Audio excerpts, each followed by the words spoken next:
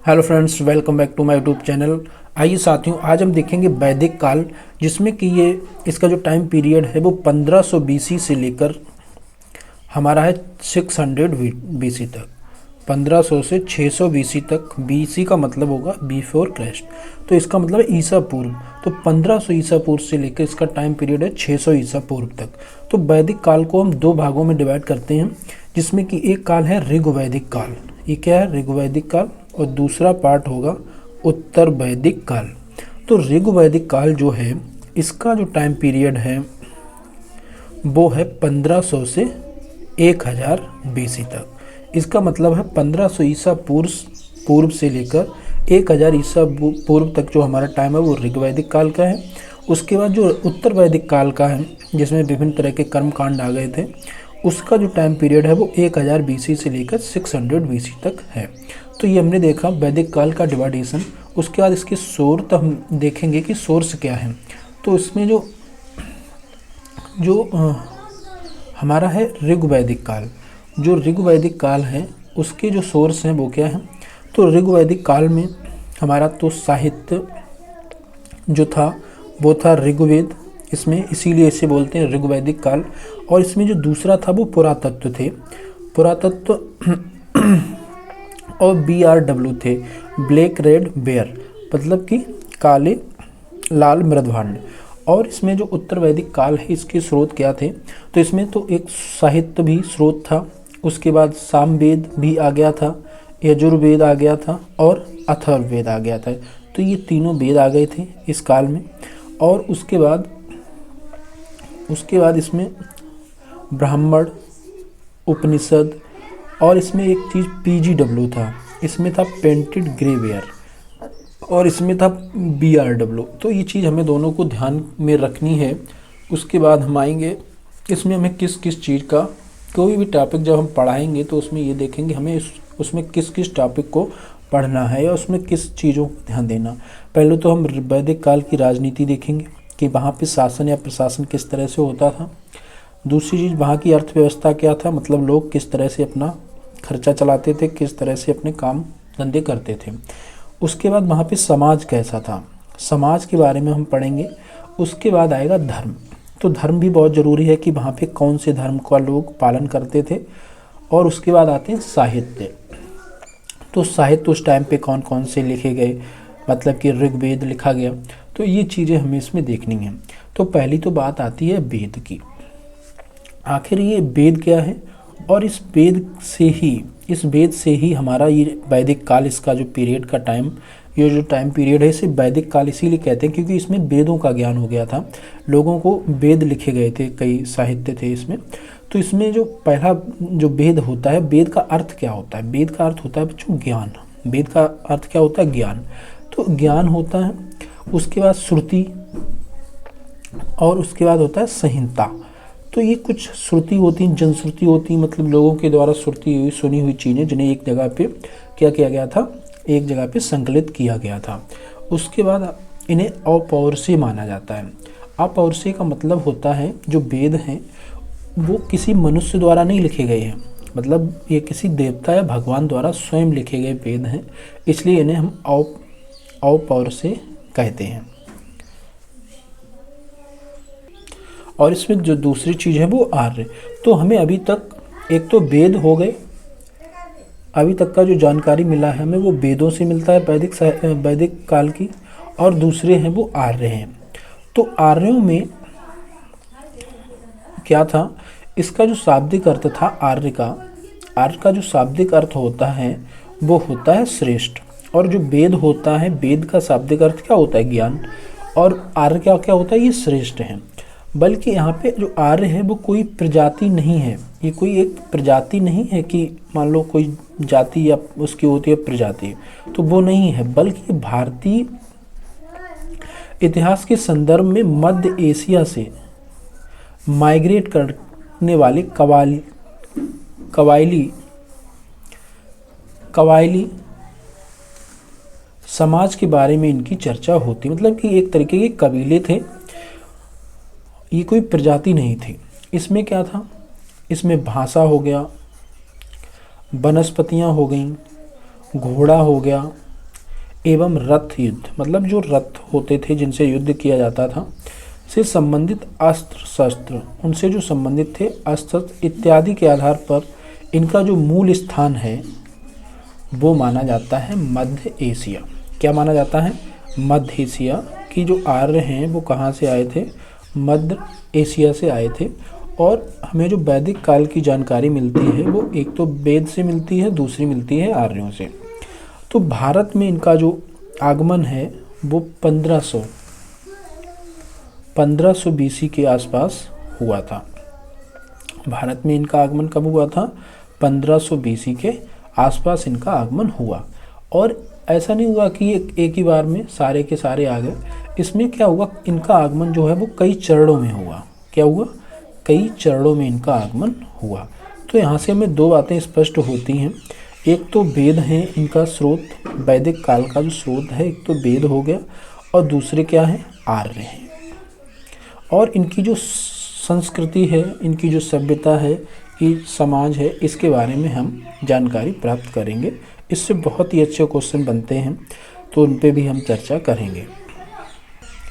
अब बात करेंगे आर्यों का भौगोलिक ज्ञान, मतलब आर्यों को कैसे ये चीज़ ज्ञान हुआ कि हमें किधर से किधर ये भागे, और या फिर भौतिक जो वैदिक साहित्य है हमारा, उसमें कैसे भौगोलिक ज्ञान हुआ, उसके बारे में हम देखेंगे। पहले तो ऋग्वैदिक काल में, इसे दो पार्ट में माना है हमने वैदिक काल को, एक तो ऋग्वैदिक काल और दूसरा उत्तर वैदिक काल।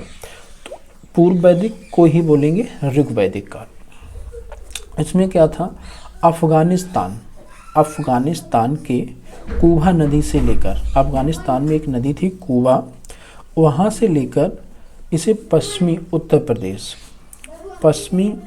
प्रदेश में गंगा एवं यमुना नदी का ऋग्वेद में उल्लेख है। तो जो ऋग्वेद है उसमें गंगा और यमुना दोनों नदियों का उल्लेख है। तो यहाँ से क्वेश्चन बना दिया जा सकता है कि ऋग्वेद में कौन सी नदी का उल्लेख है। तो उसमें गंगा आ सकता है, यमुना आ सकता है, गंगा यमुना दोनों आ सकता है, इनमें से कोई नहीं। इस तरह के ऑप्शन बना सकती है जो भी एग्जाम संस्था है वो। उसके बाद हम देखेंगे कि हालांकि ऋग्वेद में सप्त सैंधव क्षेत्र है को सर्वाधिक महत्व दिया गया है। तो इसमें तो एक तो जो कूबा नदी से लेकर, अफगानिस्तान से लेकर, इसका जो हमने टाइम वो देखा है वो गंगा यमुना नदी तक है पश्चिमी उत्तर प्रदेश में। और इसका दूसरा है वो सप्त सैंधव प्रदेश, जिसमें सप्त सैंधव प्रदेश का मतलब है जो हमारी सिंधु जो 7 नदियाँ थीं उस टाइम पे, उनकी बात यहाँ पे की गई। सप्त सैंधव क्षेत्र का मतलब है जिसमें पहली थी सिंध, उसके बाद थी झेलम, उसके बाद थी चिनाव, उसके बाद थी रावी, यहाँ से क्वेश्चन बहुत बनते हैं, उसके बाद सतलज, और उसके बाद थी ब्यास, और ब्यास के बाद थी सरस्वती। तो इन नदियों का जो क्षेत्र था उसे हम बोलते थे सप्त सैंधव क्षेत्र। तो इसमें जो सबसे इम्पोर्टेंट नदी थी वो सिंध नदी थी। इसमें सिंध नदी है। सिंध नदी का प्रारंभिक आर्यों की सबसे महत्वपूर्ण अगर कोई नदी थी तो वो कौन सी थी? सिंध, आज भी है। उसके बाद इन नदियों के पहले क्या नाम थे और आज क्या नाम है, इन पे भी क्वेश्चन कई बार पूछा गया है कि उन्होंने वो टेबल बना दी है, इधर लिख दिया नाम, इधर लिख दिया पहले नदी का नाम। तो इसे मैचिंग में भी क्वेश्चन दे देता है। जैसे झेलम का नाम क्या था? पहले पितस्ता था। चिनाव का क्या था? अस्किनी था। रावी का क्या था? परुष्णी था। सतलज का क्या था? सुतुद्री था। ब्यास का क्या था? बिपाशा था। या तो यहाँ से क्वेश्चन बनेगा, इसलिए इसे आपको जरूर याद रखना है। झेलम, पितस्ता, चिनाव, अस्किनी, रावी, परुष्णी, सतलज, सतुद्री, और जो ब्यास है वो क्या है? बिपाशा। तो इन नदियों के आपको नाम जरूर, प्राचीन नाम और एक तरफ नाम, इस तरह से क्वेश्चन कई बार पूछा गया है एग्जाम में। इसमें जो सरस्वती नदी है उसे सबसे हमने पवित्रम नदी माना है। जो सरस्वती नदी है उसे क्या किया है? सबसे पवित्र नदी माना है। उसके बाद नदियों में श्रेष्ठ, इसे नदियों में क्या माना है? श्रेष्ठ। कविता, बुद्धि एवं वाणी की देवी भी कहा गया है सरस्वती को। तो वही सरस्वती नदी है और वही हमारी सरस्वती माता है, जिन्हें हम बुद्धि, कविता, इन सब की देवी मानते हैं। ये थी बात हमारी ऋग्वैदिक काल की।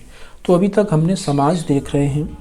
इसमें सबसे पहले राजनीति का जो पोर्शन था वो हम यहाँ से कंप्लीट कर रहे हैं। उसके बाद हम अर्थव्यवस्था भी देखेंगे। अब ये दूसरी चीज़ है उत्तर वैदिक काल। तो इसे दो पार्ट में बांटा गया है, एक ऋग्वैदिक काल और दूसरा है उत्तर वैदिक काल। तो उत्तर वैदिक काल में क्या था, इस समय आर्यों की गतिविधियों का प्रमुख केंद्र, जो आर्य सबसे ज़्यादा गतिविधि करते थे, उसके लिए जो प्रमुख केंद्र था वो था हमारा पश्चिमी उत्तर प्रदेश। तो यहाँ से यूपीपीसीएस में आरओ इस तरह के एग्जाम्स में क्वेश्चन उठते हैं और कई बार उठते रहे हैं। हालांकि पीसीएस में और उसके बाद आईएएस तक में क्वेश्चन कई बार यहाँ से आए हैं। हालांकि उत्तर प्रदेश वैदिक साहित्य में गंडक नदी, जो कि गंडक नदी का नाम था सदानीरा नदी, एक ऐसी नदी थी सदानीरा। और दूसरी है नर्मदा नदी, जो कि बेलन घाटी मध्य प्रदेश, ये चीज़ें यहाँ से मिली हैं। तो इसे बोलते थे रिबोत्रा। एवं विंध्य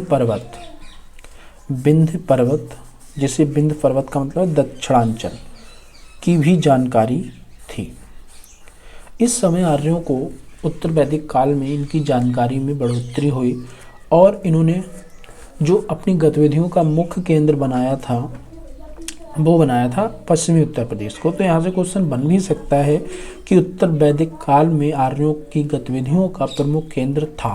तो उसमें क्वेश्चन आ सकता है पश्चिमी उत्तर प्रदेश, मध्य प्रदेश, जम्मू कश्मीर, इस तरह से।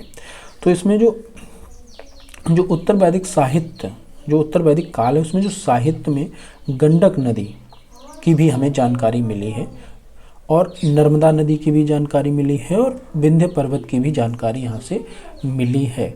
तो क्वेश्चन आ सकता है कि उत्तर वैदिक काल में हमें जानकारी प्राप्त होती है। क्वेश्चन बनेगा गंडक नदी, नर्मदा नदी, विंध्य पर्वत, इनमें से कोई नहीं। तो इसमें क्या हो जाएगा, सारे हो जाएंगे, मतलब इनमें से सभी, है ना। वो इस तरह से कथन में भी क्वेश्चन पूछ सकता है। तो ये हमने इसका डिवाइडेशन देखा और इसमें हमने राजनीति इनकी देखी किस तरह से, क्योंकि वो इस तरह से वहाँ पे जैसे हम देखते हैं कि उत्तर वैदिक काल या उसके बाद के जो पीरियड है उनमें जिस तरह की राजनीति संस्कृति मिलती है, वहाँ पे अभी उत्तर वैदिक काल में उतनी नहीं है प्रभावी। अभी हम देखेंगे इसके आगे। अब बात करेंगे वैदिक कालीन की जो अर्थव्यवस्था है, मतलब लोग किस तरह से अपना खर्च चलाते थे, किस तरह से लोगों के बीच आर्थिक गतिविधियां होती थी लेन देन की, उसे बोलते हैं अर्थव्यवस्था। तो इसमें जो अर्थव्यवस्था है, इसमें अर्थव्यवस्था का मुख्य आधार जो था वो वैदिक काल में पशुपालन ही था। जो यहाँ पे मुख्य आधार था वैदिक काल में वो क्या था, पशुपालन। एवं पशुओं में गाय को सर्वाधिक महत्व दिया जाता है।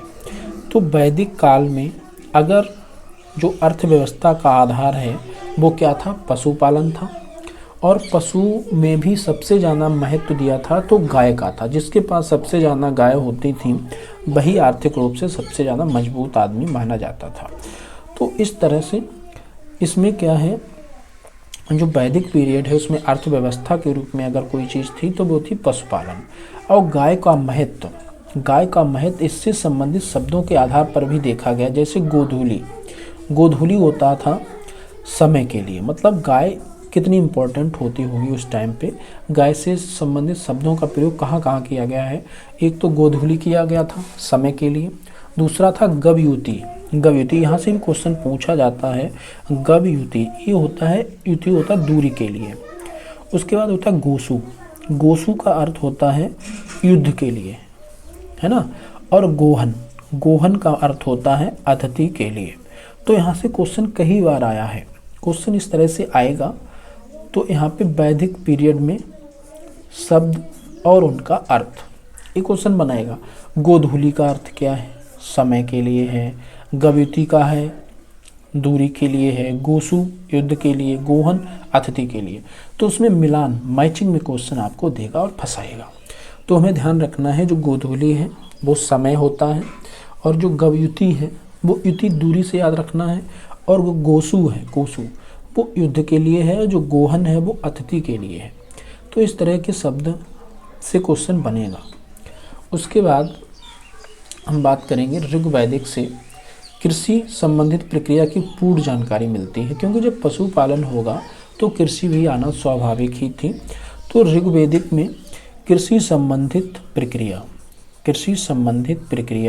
की पूर्ण जानकारी मिलती है, पूर्ण जानकारी मिलती है। लेकिन पशुपालन की तुलना में कम उल्लेख है।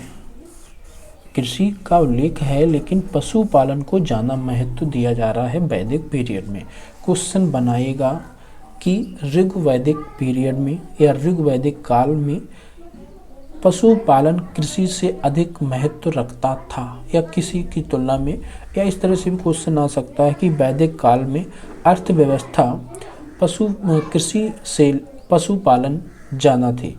मतलब इस तरह से क्वेश्चन आपको बना के और कथन और कारण में भी पूछ सकता है, मैचिंग में भी पूछ सकता है। तो कथन और कारण में भी यहाँ पे पूछेगा कि अर्थव्यवस्था का मुख्य आधार पशुपालन था, वो वहाँ से क्वेश्चन चेंज करेगा, वो कहेगा कि वैदिक पीरियड में अर्थव्यवस्था का मुख्य आधार कृषि था, तो आपका क्वेश्चन गलत हो जाएगा। तो इस तरह के क्वेश्चन वो यहाँ से उठाएगा और पूछेगा भी। उसके बाद इसमें और क्या क्या जानकारी मिलती है हमें ऋग्वैदिक पीरियड में या वैदिक पीरियड में, अभी तो हम दोनों की बात करेंगे। तो रथकार, एक तो रथ बनाने वाले, बढ़ई जो बढ़ईगिरी का काम करते थे, कुम्हार थे, है ना, कुम्हार जो बर्तन बनाते हैं, इत्यादि शिल्पों की जानकारी हमें मिलती है वैदिक पीरियड से। वैदिक पीरियड में रथ वगैरह सारी चीज़ें आ गई थी। रथ, बढ़ई, कुम्हार ये शिल्पकार थे, आज के इंजीनियर हैं ये। तो इनकी जानकारी हमें कहाँ मिलती है? तांबे के लिए ऋग्वेद में अयस शब्द का उल्लेख है। क्वेश्चन पूछेगा अयस शब्द का अर्थ है, ऋग्वैदिक पीरियड में अयस शब्द का अर्थ किसके लिए लिया जाता है? क्वेश्चन बनाएगा तांबा, कांसा, लोहा और कुछ दे देगा और आपको फंसाएगा। तो जो अयस है उसका अर्थ क्या है? तांबा के लिए। अभी तक जो हम देख रहे थे ये थी हमारी ऋग्वैदिक काल की जो अर्थव्यवस्था है। तो इसमें क्या था? व्यापार के लिए क्या था? व्यापार जैसी चीज़ें, सिक्के वगैरह, और शहरों का उल्लेख नहीं मिलता है, शहरों का उल्लेख नहीं है। अधिशेष उत्पादन भी नहीं है, क्योंकि जब अधिशेष उत्पादन होगा तभी शहरीकरण की संभावना बन सकती है। और भूस्वामित्व की अवधारणा नहीं है, मतलब कि यहाँ पे कोई भूस्वामी वगैरह जैसे शब्दों का प्रयोग नहीं है। भूस्वामी की अवधारणा भी नहीं थी कि हमारे पास इतनी खेती है या हमने इतना अधिशेष उत्पादन किया था। लोग जितना खाते थे उतना ही कमाते थे। और यहाँ पे व्यापार का उल्लेख बिल्कुल भी नहीं है, सिक्के भी नहीं है और शहरों का भी उल्लेख नहीं है। तो क्वेश्चन आएगा वैदिक कालीन सभ्यता पूर्णतः शहरी सभ्यता थी। कथन कैसा है? गलत हो जाएगा, क्योंकि ये शहरी नहीं थी। इसमें व्यापार, वाणिज्य तथा ऐसी चीज़ें होती थी। गलत हो जाएगा, नहीं होती थी व्यापार। इसमें लोगों ने बहुत ही ज़्यादा भंडार गृह बनाए थे, नहीं बनाए हैं, अधिशेष उत्पादन नहीं है। इसमें लोगों के पास बड़े बड़े खेत थे, ऐसा कुछ नहीं था, क्योंकि भूस्वामित्व की अवधारणा ही विकसित नहीं हुई थी। तो ये थी बात ऋग्वैदिक कालीन अर्थव्यवस्था की, जिसमें जो मुख्य अर्थव्यवस्था का आधार था वो क्या था? पशुपालन। पशुपालन मुख्य था, लेकिन उसके बाद कृषि भी होती थी, अधिशेष उत्पादन नहीं था। उसके बाद हम देखेंगे उत्तर वैदिक कालीन अर्थव्यवस्था, मतलब ऋग्वेद के काल के बाद जो है वो है उत्तर वैदिक कालीन सभ्यता की अर्थव्यवस्था। उसके बाद देखेंगे उत्तर वैदिक कालीन अर्थव्यवस्था। इसमें उत्तर वैदिक काल में आर्यों की गतिविधियों का प्रमुख केंद्र जो था वो क्या था, पश्चिमी उत्तर प्रदेश। ये चीज़ ध्यान रखनी है, बहुत ही इम्पोर्टेंट है कि जो वैदिक काल में, उत्तर वैदिक काल में जो आर्यों की गतिविधियों का प्रमुख केंद्र था वो क्या था, पश्चिमी उत्तर प्रदेश। और उत्तर वैदिक काल में ही अग्नि और लोहे के माध्यम से, क्योंकि वैदिक काल में लोहा आ चुका था, के माध्यम से जंगलों को काटकर जलाकर भूमि को कृषि योग्य बनाया गया। मतलब कि उत्तर वैदिक काल में जो है वो लोगों ने क्या किया, जंगलों को काटना शुरू कर दिया। एक तो लोहा था तो लोहे से लोग जंगल काट लेते थे, और दूसरा अग्नि, मतलब आग का भी आविष्कार हो ही चुका था नवपाषाण काल में। तो यहाँ से लोगों ने क्या किया, जंगल में आग लगा देते थे और उसे लोहे से काट भी लेते थे और उसे कृषि योग्य भूमि बना लेते थे। तो ये चीज़ हमारी उत्तर वैदिक काल में शुरुआत हुई। तो जो हमारा उत्तर वैदिक काल था उसमें कृषि की भी जाना हो जाएगी पशुपालन से, लेकिन मुख्य आधार जो था वो वैदिक पीरियड में वो हमारा पशुपालन ही रहेगा अर्थव्यवस्था का। इसमें कुछ नोट करने वाली बातें हैं, उन्हें देखेंगे कि दक्षिण भारत में एक जगह है हल्लूर, और उत्तर भारत में अतरंजी खेड़ा। तो ये बहुत ही ज़्यादा इम्पोर्टेंट है अतरंजी खेड़ा, जहाँ से हमें लोहे का सर्वप्रथम प्रमाण मिला है। तो हमें दक्षिण भारत में हल्लूर और उत्तर भारत में अतरंजी खेड़ा से लोहे का सबसे पहले प्रमाण कहाँ मिले, तो क्वेश्चन बनेगा। तो उत्तर भारत में तो हमें अतरंजी खेड़ा याद रखना है और दक्षिण भारत में हल्लूर। जब लोहे का प्रयोग होना शुरू हो जाएगा तो कृषि भी आ जाएगी और लोग जंगल भी काटेंगे, कृषि योग्य भूमि बनाएंगे। तो इस तरीके की चीज़ें यहाँ पे शुरू हुई। लोहे का प्रारंभिक प्रयोग, सबसे पहले जो लोहे का प्रयोग किया गया था वो युद्ध में किया गया, शस्त्रों के तौर पर किया गया। उसके बाद 800 बीसी के आसपास एवं उसके पश्चात लोहे के कृषि उपकरण भी बड़े पैमाने पर मिलने लगते हैं। तो उत्तर वैदिक काल के अंत तक लगभग कृषि के उपकरण बहुत ज़्यादा आने लगते हैं।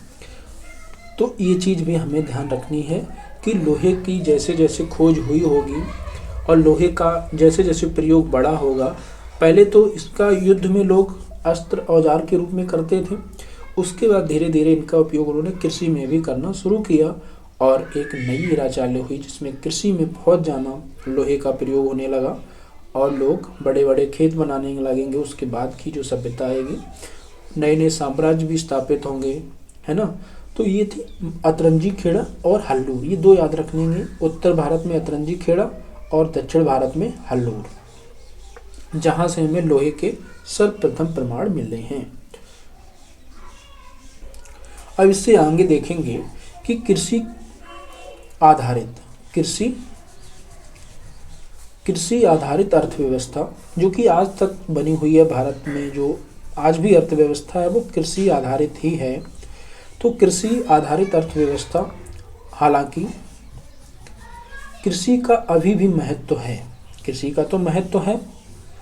ऋग्वेद काल में जहाँ विभिन्न फसलों के लिए, ऋग्वेद काल में क्या था, विभिन्न फसल थी, जैसे कि यव था, यव बोलते हैं जौ को, तो जौ था का प्रयोग किया गया। वहीं उत्तर वैदिक काल में अलग अलग फसलों का नाम भी प्रयोग किया गया है।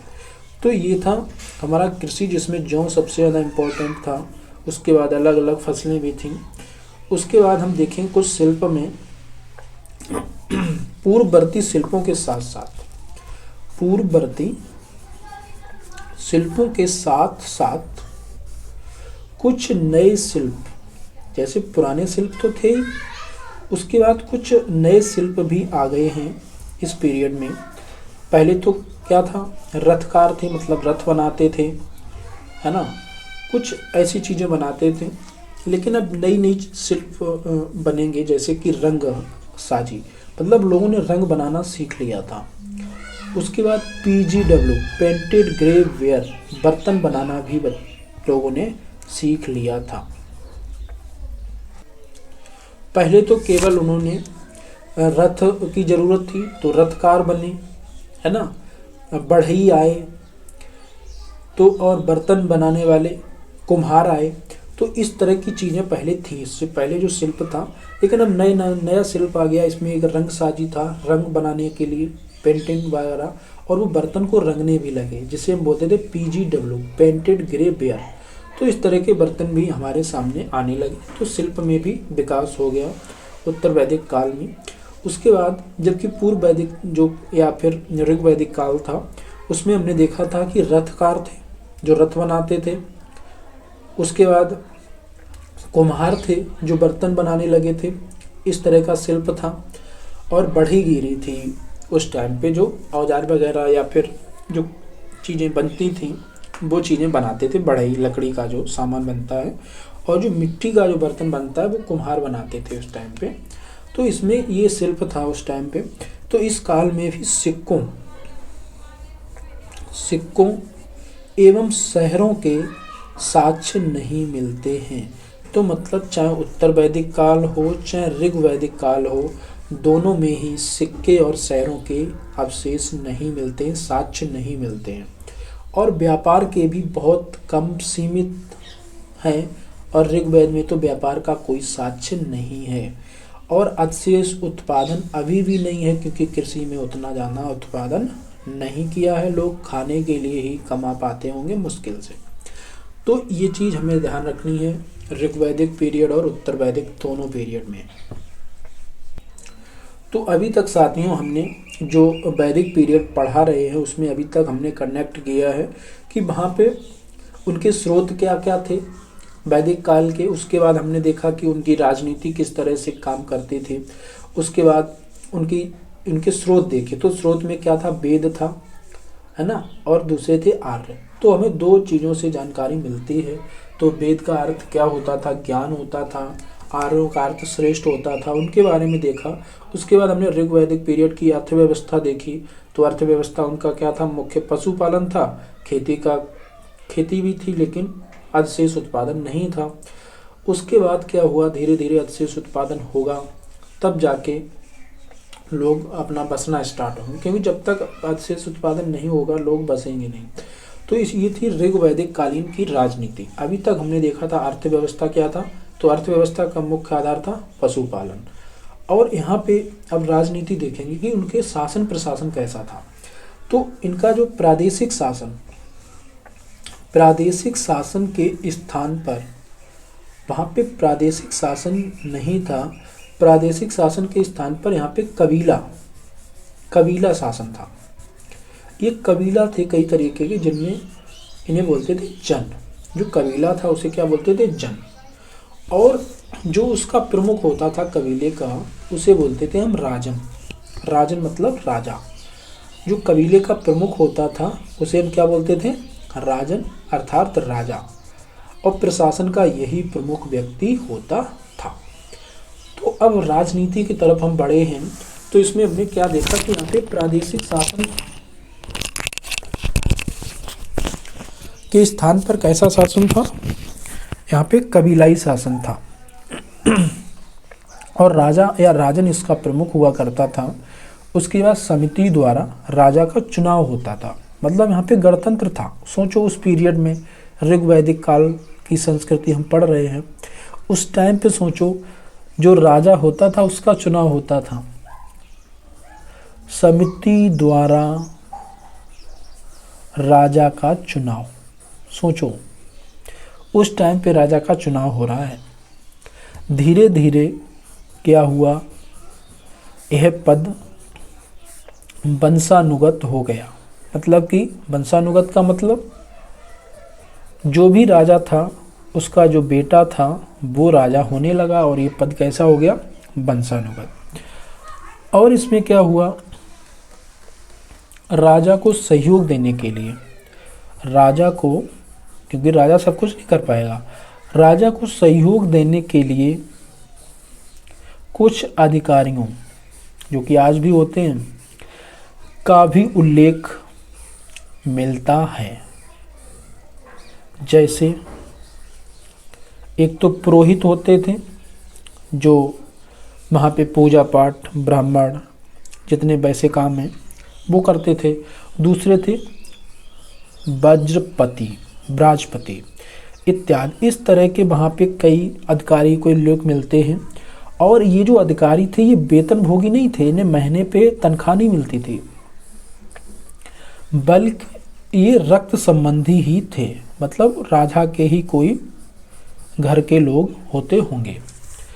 तो ये बात हमने करी है ऋग्वैदिक कालीन राजनीति की, जिसमें जो शासन था वो प्रादेशिक शासन नहीं था। यहाँ पे लोग कबीलों के रूप में रहते थे, और उसमें जो कबीले का प्रमुख होता था वो होता था राजन, और उसका भी चुनाव होता था समिति द्वारा। और उसमें क्या होता था, ये पद पहले तो पूर्णतः चुना जाता था, उसके बाद ये धीरे धीरे वंशानुगत में परिवर्तित हो गया, और राजा को सहयोग देने के लिए कुछ अधिकारी भी नियुक्त किए जाते थे, जैसे पुरोहित हो गए, ब्राजपति हो गए।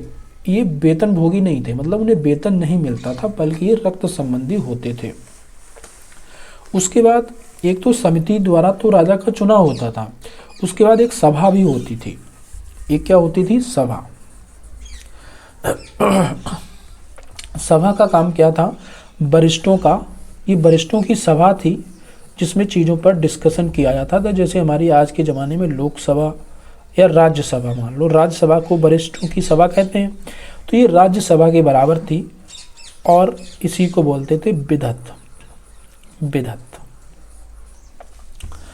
तो ऋग्वैदिक काल में, ऋग्वैदिक काल में सैन्य, न्याय एवं कर प्रशासन का उल्लेख नहीं है।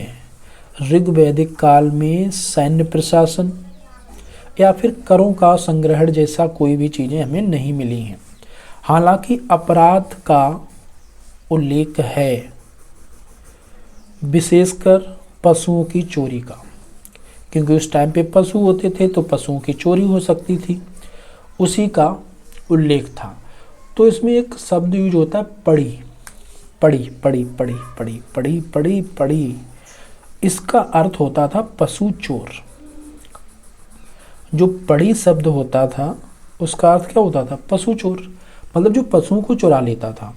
तो यहाँ पे जो पशुओं को चुराता होगा उसमें सभा में न्याय होता था, तो उस पर क्या होता था, कोई न कोई सज़ा का प्रावधान भी होता रहा होगा।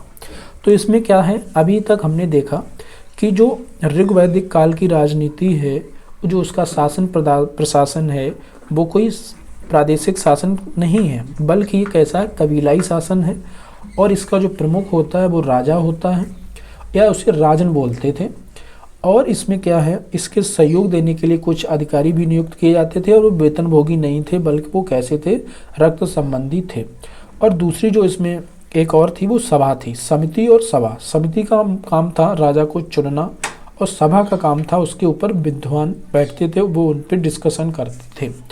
तो इसमें ऋग्वेद काल में कोई सैन्य, न्याय या कर का प्रशासन का उल्लेख नहीं है कि लोग कर इकट्ठा करते होंगे या इस तरह के न्याय, सैन्य न्याय करते होंगे ना। तो उस टाइम पे जो मेन काम था वो था पशुओं की चोरी। अपराध जैसा अगर अपराध है, अपराध की बात होती है तो उसमें होती थी पशुओं की चोरी कर ली किसी ने, और उसको जो पशु चोर होता था उसे पड़ी बोलते थे। और जो कबीले के लोग थे वो राजा को स्वेच्छा से उपहार दिया करते थे। क्या देते थे? उपहार। अब इसे ध्यान से समझना इस पॉइंट को। तो जो कर जैसी धारणा आई होगी वो यहीं से स्टार्ट हुई होगी, क्योंकि कर का मतलब क्या है, राजा वसूलने लगे बाद में। पहले तो ये अपनी इच्छा से देते थे राजा को, कि हाँ आप राजा हो, हम आपको गिफ्ट दे दिया, किसी ने दे दिया किसी ने नहीं दिया, तो वो उपहार था। लेकिन जब लोग टैक्स वसूलने लगे कि तुम्हें देना ही है, ये वाली चीज़ें अभी यहाँ पे नहीं थी, बाद में आई धीरे धीरे, राजा ने टैक्स कलेक्शन चालू किया होगा। लेकिन पहले ऋग वैदिक काल में ऐसा कुछ भी नहीं था। राजा को लोग स्वेच्छा से, अपनी इच्छा से उपहार दिया करते थे, और वही उपहार बाद में टैक्स बन जाएगा। इस दौर में बड़ी संख्या में युद्धों के भी साक्ष्य मिलते हैं।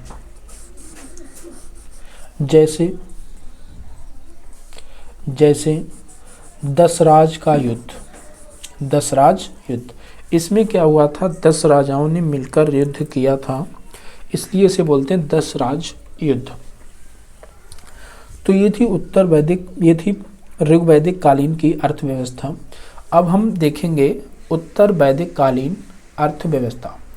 तो उत्तर वैदिक कालीन में क्या हुआ, इसमें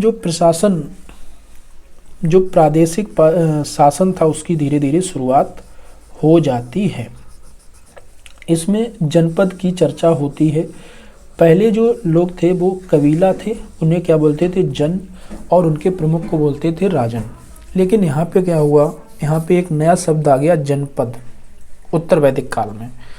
और इसमें क्या हुआ, अपेक्षाकृत अधिकारियों की संख्या में वृद्धि, मतलब यहाँ अधिकारियों की संख्या में भी पहले से अधिक वृद्धि हो जाती है।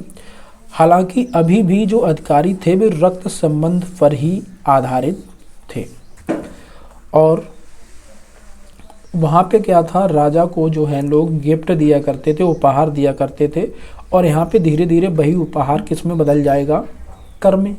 राजा लेने लगेगा कर हर किसी से। तो इसमें क्या होगा, संगीहर्त, इसे बोलते थे कर संग्रह करने वाला। ये एक अधिकारी था, संग्रहर्त, इसे बोलते थे कर संग्रह करने वाला। ये अब क्या करने लगा, राजा ने कहा कि हर महीने टैक्स वो उपहार लेते लेते उसने क्या किया, धीरे से टैक्स लेना भी शुरू कर दिया। उसके बाद एक शब्द आता है पालगल। पालगल क्या था, ये हास्य या विदूषक हुआ करता था। क्या हुआ करता था, विदूषक। और इसमें क्या हुआ, तथा सभा समिति पर भी कुछ खास वर्गों का प्रभाव हो गया। जो उस टाइम पे समिति थी वो राजा का चुनाव करती थी, और जो सभा थी उसमें जो बुजुर्ग लोग होते थे वो उस पर चर्चा करते थे चीज़ों पे कि क्या क्या करना क्या नहीं करना।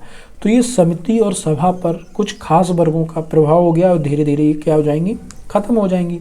फिर राजा कैसा हो जाएगा, वंशानुगत हो जाएगा। इस काल में क्या हुआ, इस काल में भी सैनिक, न्यायिक एवं कर प्रशासन की जानकारी नहीं है। इस काल में भी जो है वो कर प्रशासन एक आध जगह कहीं कहीं हुआ है, लेकिन वो ज़्यादा जानकारी नहीं है। सैनिक भी और न्यायिक भी, इस तरह की चीज़ें अभी तक नहीं मिली हैं।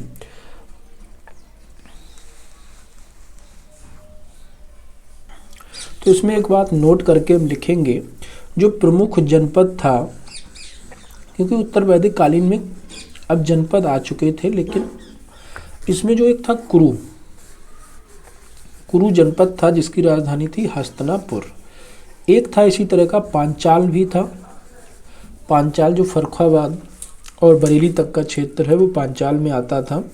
यह दार्शनिक राजाओं के कारण चर्चा में रहा था तथा अधिकांशतः उपनिषदों का संकलन यही हुआ उत्तर वैदिक काल में ही।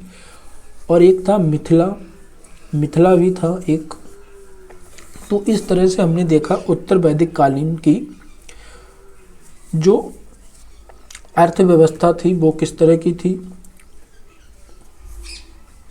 उसके बाद उनकी राजनीति किस तरह की थी, उत्तर वैदिक कालीन और ऋग वैदिक कालीन दोनों हमने।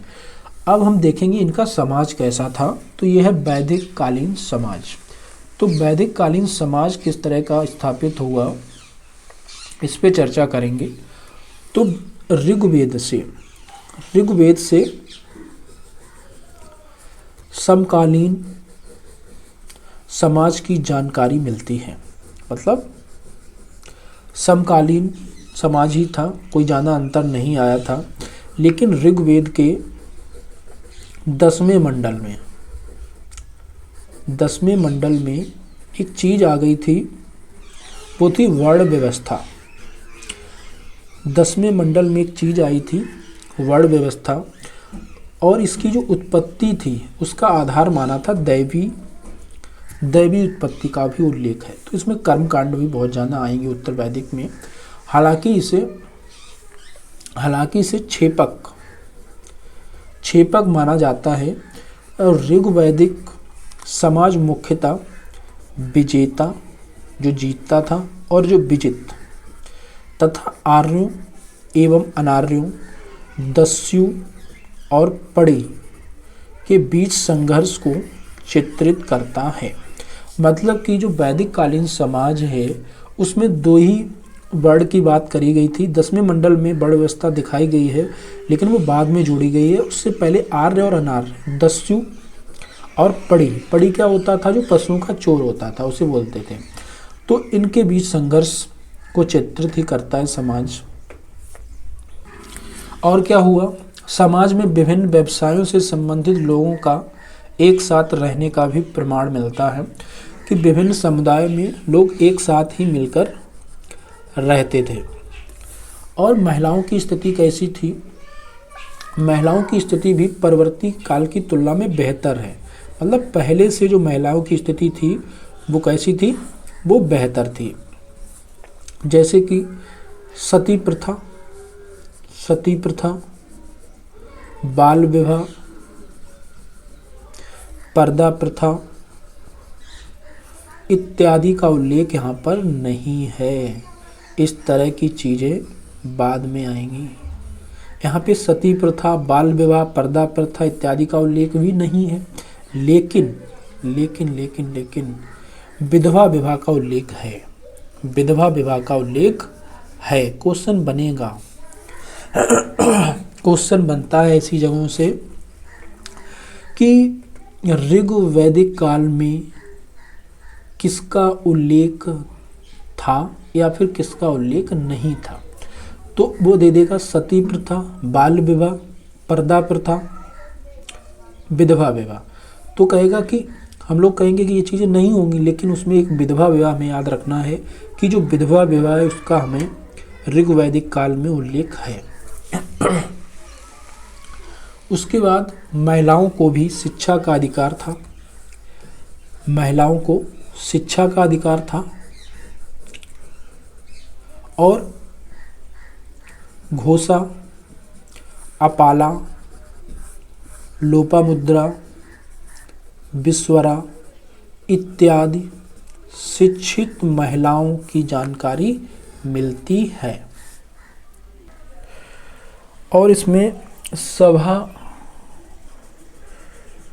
और विदत जैसी राजनैतिक संस्थाओं में भी महिलाओं के भाग लेने का उल्लेख है।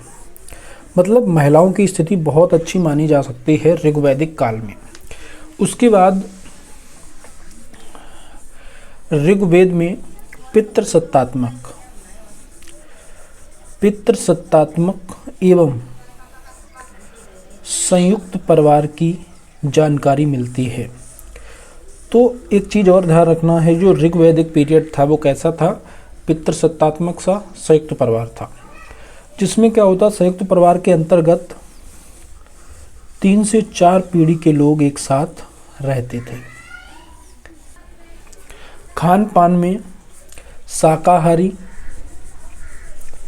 एवं मांसाहारी दोनों प्रकार के साक्ष्य मिलते हैं। ऋग्वैदिक पीरियड में मनोरंजन के साधन में रथ दौड़ थी, घुड़दौड़ थी और जुआ भी खेला जाता था। ऋग्वैदिक पीरियड में ढोल, बीड़ा इत्यादि के साक्ष्य मिलते हैं। तो यहाँ से जब क्वेश्चन वो बनाएगा कि ऋग्वैदिक पीरियड में मनोरंजन के साधन थे रथ दौड़, घुड़दौड़, जुआ, ढोलक और ढोल और बीड़ा इत्यादि के साक्ष्य मिलते हैं।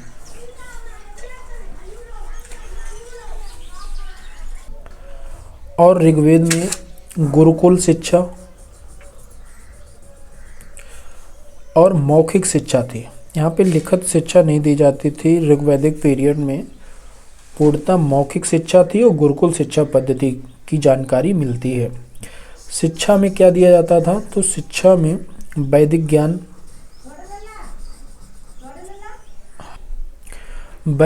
के साथ साथ चरित्र निर्माण पर भी अत्यधिक बल दिया गया। और इसमें एक चीज़ थी मेढकी सूक्त। जो मेढकी सूक्त थी ऋग्वेद में, उसका अर्थ होता शिक्षा से संबंधित। तो जो शिक्षा से संबंधित ऋग्वेद में कौन सी सूक्त थी? तो वो थी मेढकी सूक्त। अंतिम संस्कार के रूप में यहाँ पे दाह संस्कार हो गया, उसी का प्रचलन था।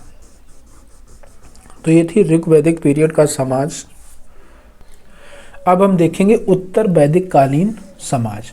तो उत्तर वैदिक कालीन जो समाज था वो कैसा था? इसमें क्या था? उत्तर वैदिक कालीन वर्ण व्यवस्था के प्रचलन में साक्ष्य मिलते हैं। मतलब यहाँ पे वर्ण व्यवस्था के साक्ष्य मिलते हैं, जबकि जो ऋग्वैदिक पीरियड था उसमें हमें वर्ण व्यवस्था के साक्ष्य नहीं मिलते थे। उसमें आर्य और अनार्य थे बस। यहाँ वर्ण से आशय व्यवसाय के चयन से है। यहाँ वर्ण जो था उसका मतलब था कि आप कौन सा व्यवसाय करते हैं। जैसे व्यक्ति व्यवसाय का परिवर्तन कर सकता है, मतलब व्यक्ति जो थे वे व्यवसाय बदल भी सकता था, है ना। यह कर्म आधारित है, ना कि जन्म आधारित। और इसका कार्यों के बंटवारे से में है, मतलब कि ये जन्मजात नहीं है। अगर आप कुम्हार का काम करते हो तो आप बदल भी सकते हो। आप दूसरा काम शिल्प सीख लो, है ना, बढ़ईगिरी सीख लो तो आप बढ़ई हो जाओगे। ये नहीं कि आप बढ़ई हो तो आप शर्मा बन गए। यहाँ पे अब जाति बड़ व्यवस्था बन के आ गई, ऐसा नहीं था उत्तर वैदिक काल में। उसके बाद हम देखेंगे जैसे ब्राह्मण, क्षत्रिय, वैश्य, शूद्र नामक 4 वर्ण इस तरह से बने, लेकिन इनमें परिवर्तन होता रहा था। जो शिक्षा का काम करेगा ब्राह्मण बन जाएगा, जो युद्ध का काम करेगा क्षत्रिय बन जाएगा, और जो वैश्य व्यापार का काम करेगा, और जो शूद्र इसकी सबसे ज़्यादा वो बताई गई है। नामक 4 वर्ण थे उस टाइम पे, लेकिन इनमें परिवर्तन हो सकता था। इस तरह के नहीं थे जो आज के टाइम के हैं। उनके कार्यों का उल्लेख भी समकालीन साहित्य में किया गया है। हालांकि वैदिक काल में ही विभिन्न वर्गों के बीच भेदभाव के साक्ष्य ही प्राप्त होते हैं। जैसे शूद्र वर्ण को उपनयन शिक्षा की औपचारिक शुरुआत से वंचित रखा गया। उत्तर वैदिक काल में सामाजिक दृष्टिकोण से भी इस काल में भी पितृसत्तात्मक एवं संयुक्त परिवार के ही साक्ष्य हैं। जैसे कि ऋग्वैदिक काल में थे पितृसत्तात्मक और संयुक्त परिवार। लेकिन जो महिलाओं की स्थिति थी वो ऋग्वैदिक पीरियड में जितनी थी उसकी स्थिति में कहीं ना कहीं गिरावट दिखाई देती है उत्तर वैदिक पीरियड में। जैसे राजनीतिक संस्थाओं में महिलाओं की भागीदारी थी, सभा और समिति में। यहाँ पे ऐसा प्रमाण देखने को नहीं मिलता है।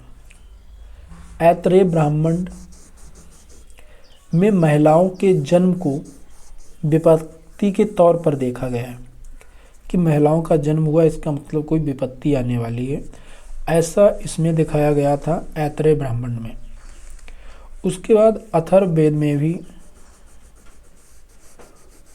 पुत्री के जन्म पर दुख व्यक्त किया गया। तो ये एक अथर्ववेद था और एक ये ऐतरेय ब्राह्मण था। इसमें जो महिलाओं की स्थिति है उसमें बहुत ज़्यादा गिरावट आई थी उत्तर वैदिक पीरियड में, और ऋग वैदिक पीरियड में स्वर्ण काल था महिलाओं के लिए। उसके बाद शिक्षा व्यवस्था। शिक्षा व्यवस्था ऋग वैदिक काल की तरह वैदिक काल में आयुर्वेद, संगीत, युद्ध कला इत्यादि की भी शिक्षा दी जाने लगी। तो जो पहले वैदिक शिक्षा दी जाती थी उसके आगे थोड़ा सा आयुर्वेद आ गया, संगीत आया और युद्ध कला, ऐसी शिक्षा दी जाने लगी उत्तर वैदिक काल में। और क्या हुआ, खान पान में खान पान एवं मनोरंजन के साथ, मनोरंजन के जो साधन थे इत्यादि में पूर्ववर्ती काल की तरह विभिन्न प्रकार के मनोरंजन एवं आकर्षक विषय रहा होगा। जैसे इसमें एक था अश्वमेध युद्ध, एक तो अश्वमेध युद्ध था, दूसरा था वाजपेयी युद्ध। तो इस तरह की चीज़ें वहाँ पे लोग मनोरंजन के रूप में करते थे। उसके बाद समकालीन साहित्य से आश्रम व्यवस्था की जानकारी मिलती है, जैसे संस्कार, गोत्र प्रथा इत्यादि के प्रचलन के भी साक्ष्य हमें मिलते हैं। ये गोत्र प्रथा क्या होती थी? गोत्र प्रथा में क्या होता था, इस प्रथा की उत्पत्ति संभवतः इस रूप में हुई होगी कि जनजातीय समाज के लोग एक साथ पशुपालन करते थे एवं गायों को बांधते थे एवं आगे चलकर एक मूल पुरुष से उत्पन्न लोगों के संदर्भ में गोत्र शब्द का प्रयोग किया जाने लगा और गोत्र बहिर्विवाह की परंपरा शुरुआत हुई। तो यहाँ पे क्या हुआ, गोत्र होता था वो क्या था, जो जनजाति लोग थे एक साथ रहते थे, पशुपालन करते थे, गायों को रखते थे। आगे चलकर जो इनका मूल पुरुष से उत्पन्न लोग थे, मतलब एक पुरुष था उसके कई उसकी शाखाएं निकल गई और उसका जो मूल पुरुष हो गया उसी के नाम से हम उसे गोत्र मानने लगे। तो इसका प्रयोग किया जाने लगा गोत्र का, और इसमें गोत्र बहिर्विवाह मतलब दूसरे गोत्र में शादी करने की जो परंपरा है वो शुरुआत यहीं से होती है। उसके बाद आश्रम। आश्रम का मतलब क्या था, परिश्रम करना। आश्रम का मतलब था परिश्रम करना। जैसे जीवन यात्रा के विभिन्न चरण, जीवन यात्रा के क्या है, विभिन्न चरण, जीवन को अनुशासित करने का प्रयास, दिशा देने का प्रयास तथा इसके माध्यम से भौतिक एवं आध्यात्मिक जीवन में समन्वय स्थापित करना। तो उस टाइम पे 4 प्रकार के वो आश्रम थे, जिसमें से एक ब्रह्मचर्य था जो कि 25 साल तक की एज में होता था, मतलब 0 से लेकर 25 साल तक आपको ब्रह्मचर्य स्थापित करना है। उसके बाद आपको गृहस्थ धारण करना है, उसके बाद आपको वानप्रस्थ में रहना है, उसके बाद आपको संन्यास ग्रहण कर लेना है। तो इस तरह की ये आश्रम पद्धति बनाई गई थी। तो उत्तर वैदिक काल में जो समाज में एक तो गोत्र प्रथा आ गई, दूसरी इसमें आश्रम व्यवस्था भी आने लगी और महिलाओं की जो जीवन था उसमें बहुत बड़ा बदलाव आया, उनमें काफ़ी गिरावट आ गई, उनकी जो दशा थी उसमें। और जो उत्तर वैदिक काल में अगर हम बात करें उत्तर वैदिक काल की, तो उत्तर वैदिक काल में प्रथम 3 आश्रम का उल्लेख तो है। पहले 3 जो आश्रम है उनका उल्लेख है, तथा वैदिक काल के पश्चात चारों आश्रम की जानकारी मिलनी लगती है। इसमें